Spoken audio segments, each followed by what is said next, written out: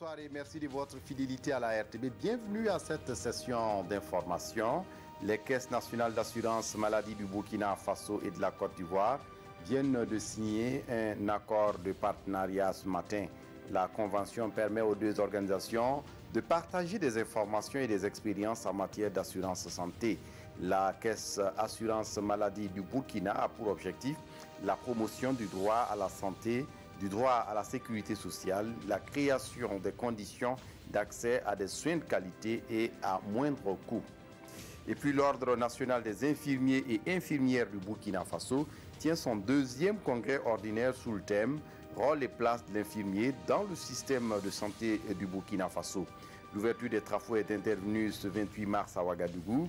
Les congressistes vont, durant la rencontre, faire le bilan du fonctionnement de l'ordre, mais aussi procéder à la rélecture des textes fondamentaux.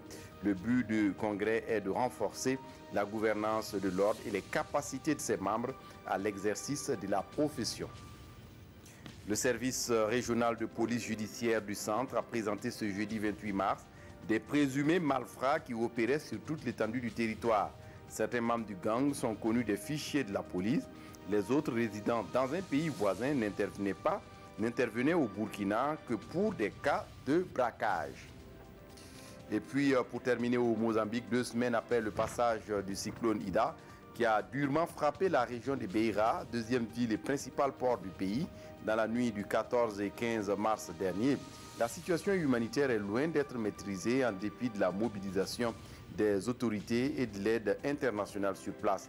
Le cyclone a fait, selon le bilan officiel, près de 500 morts, des centaines de personnes portées disparues et des centaines de milliers d'autres qui se retrouvent sans abri dans un pays et envahi par les eaux stagnantes et où les secours peinent à faire face à l'accumulation des difficultés. C'est tout pour ce flash. Je vous retrouve à 20 h pour d'autres actualités. D'ici là, excellente suite de programmes sur la RTB. Au revoir.